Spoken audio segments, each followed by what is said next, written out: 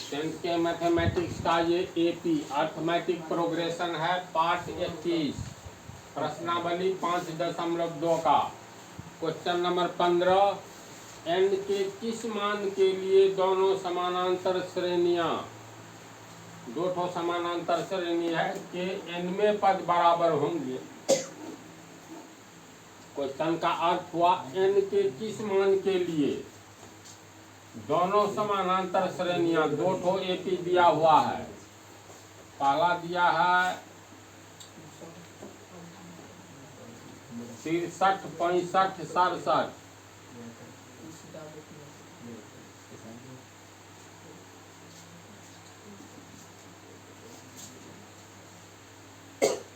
दूसरा एपी दिया है 3, 10, 17। प्रश्न के अनुसार ये दो एपी है। जैसे इसका मान लो 25वां पद और इसका 25वां पद एक समान हो जाए, इस टाइप की बात उसमें पूछ रहा है। पहला और दूसरा समानांतर श्रेणी का कौन सा पद बराबर होगा एन के किस मान के लिए। एन का मतलब क्या होता है, पदों की संख्या। यानी पहले एपी और दूसरे एपी में कौन सा पद ऐसा है जिसका वैल्यू दोनों के लिए एक समान होगा।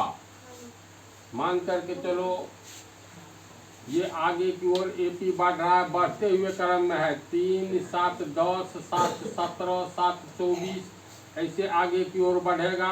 इसमें 63, 2, 65, 2, 67, 2, 69 ये भी आगे की ओर बढ़ेगा। तो दोनों में कौन सा पद ऐसा होगा जो दोनों के में कॉमन आना चाहिए, इस क्वेश्चन का ये अर्थ है। तो मान लो पहला एपी और दूसरा एपी दोनों का एनवा पद एक समान है। यानी पहला एपी और दूसरा एपी का दोनों का एनवा पद एक समान है।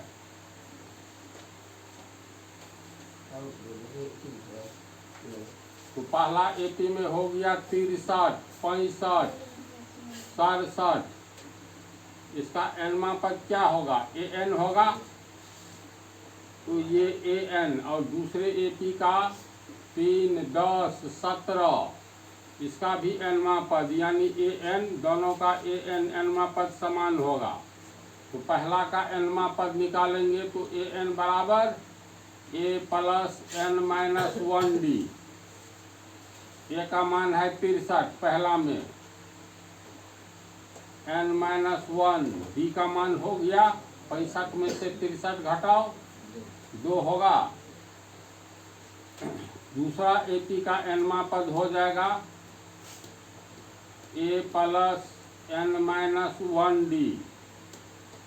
ए का मान हो गया 3, एन ज्ञात करना है।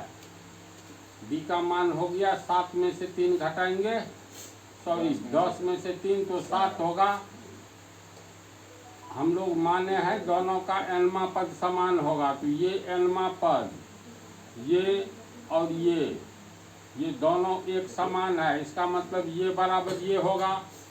तो 63 प्लस एन माइनस 1 गुने 2 बराबर 3 प्लस एन माइनस 1 गुने 7। इसको हल करेंगे तो 3 पहले आएगा, 63 माइनस 3 प्लस एन माइनस 1 गुने 2 बराबर एन माइनस 1 गुने 7। ये हो गया 63 में से 3 गया 60, 60। इसको तोड़ेंगे तो 2n होगा ना, प्लस 2n माइनस 1 को 2 से गुणा करेंगे तो माइनस 2 बराबर 7 को n से गुणा करेंगे 7n, माइनस 1 को 7 से गुणा करेंगे तो माइनस 7। ये हो गया 60, माइनस 7 को इधर लाएंगे प्लस 7। तो ऐसा करते हैं 60 को ही आगे ले जाते हैं। ये 2n-2, अब प्लस 7n को पीछे लाएंगे तो -7n, ये -7, अब प्लस 60 को आगे ले जाएंगे -60, ये हो गया कितना -5n, इसको हल करेंगे होगा ना जी -5n बराबर ये हो गया -67, अब -2 आगे गया तो +2, तो ये हो गया -5n बराबर -65, तो -5n बराबर -65, इसीलिए n बराबर -65 बटा -5 कट गया, 13 पंचे 65, n बराबर 13। इसका अर्थ हुआ पहले एपी और दूसरे एपी का 13वां पद बराबर होगा। अब आंसर सही है कि नहीं है इसको हम लोग चेक कर लेते हैं। पद 13 आया है, यानी प्रश्न के अनुसार प्रश्न में है 2 एपी दिया हुआ है, इसका कौन सा पद एक समान होगा, तो हम लोग माने दोनों का nवां पद एक समान होगा, तो दोनों का nवां पद निकाल करके बराबर किए तो n का मान 13 निकला। तो ये आंसर अगर सही होगा तो इसका और इसका दोनों का 13वां पद एक समान आएगा। तो पहले एपी का 13वां पद क्या होगा, पहले एपी का 13वां पद हो गया A13 लिखेंगे, A13 बराबर A + 12D होगा। ए का मान पहले एपी में 63 है, + 12D का मान 65 में से 63 घटाओ 2, तो 63 जोड़ 12 दूनी 24, 63 24 87। अब दूसरे एपी का nवां पद क्या होगा, सॉरी n का मान 13, 13वां पद क्या होगा, तो ये हुआ A + 12D, ए का मान हो गया इसमें 3, 12 गुने D का मान 10 में से 3 घटाएंगे 7, तो 3 12 7 84, 84 3 87। देखो दूसरे एपी का 13वां पद पहले का 13वां पद एक समान मिल गया। तो क्वेश्चन में यही पूछ रहा था, समझ गया इसको जी। 16वां, वह एपी ज्ञात कीजिए जिसका तीसरा पद 16 है, यानी एपी का तीसरा पद 16 दिया है और 7वां पद 5वें पद से 12 अधिक है, यानी 7वां पद जो है ये किसके बराबर है, तो 5वें पद से 12 अधिक। जैसे इसको लिखोगे प्रश्न से, 7वां पद बराबर 5वें पद से 12 अधिक, यही न पंक्ति है, जो पंक्ति है उसी को लिख दिए। तो 7वां पद 5वें पद से 12 अधिक, 7वां पद को A7 कहेंगे, 5वें पद को A5 कहेंगे। A5 से 12 अधिक यानी 12 जुटेगा कैसे, तो जैसे 20 बराबर 15 से 5 अधिक है ना, 15 से 5 अधिक, तो इसको गणित की भाषा में लिखेंगे 15, 5 अधिक तो 5 जोड़ेंगे, अगर मान लो 5 कम रहता तो घटाते। तो इसके अनुसार ये लिखाएगा। अब सबका वैल्यू रखेंगे,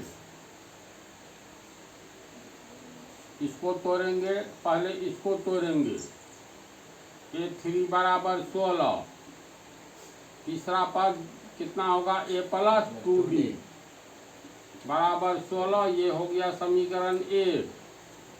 इसको तोड़ेंगे, A7 बराबर A7 का मान कितना होगा A + 6D बराबर A5 का A + 4D + 12, A + A पीछे आएगा तो -A, plus 6d plus 4d पीछे आएगा तो माइनस 4d बराबर बच गया 12 अकेले, तो ए कट गया, तो 6d में से 4d गया 2d, 2d बराबर 12, इसीलिए d बराबर 12/2 यानी 6, तो d का मान निकला 6। ये इससे अब ये 3 को तीसरा पद बराबर 16 जो निकाले हैं, तो ये समीकरण फर्स्ट प्राप्त हुआ है। इसमें d का मान अगर हम लोग रख देते हैं तो a प्लस 2d बराबर 16 और a प्लस 2d का मान 6 आया, तो 2 गुने 6 बराबर 16 और a बराबर 6 दूनी 12 16, इसीलिए a बराबर 16 प्लस 12 इधर गया तो माइनस 12 बराबर 4। ए का मान आया 4, डी का मान आया 6। कहता है वह एपी ज्ञात कीजिए, यानी ये दोनों दिया हुआ, ए का मान दिया रहे डी का मान दिया रहे तो एपी हम लोग आराम से ज्ञात कर सकते हैं और अनंत पद लिख सकते हैं, है ना। एपी लिखना है तो एपी के व्यापक रूप से, एपी का व्यापक रूप क्या होता है तो पढ़ाए हैं तुम लोग को, ए प्लस डी, ए प्लस 2d, इसी तरह ए प्लस 3d, ए प्लस 4d करके होते जाता है। ए का मान हो गया 4, दूसरा पद हो गया 4 और डी का मान 6, तीसरा पद हो गया ए का मान 4, 2 गुने डी का मान 6 डॉट डॉट डॉट, ये 4 4 6 10, 6 दूनी 12 4 16, देखो 4 6 10 6 16 6 22 6 28, इस तरह पूरा एपी प्राप्त हो जाएगा। तो समझ गया इसको, इस पार्ट में यही दोनों रहेगा।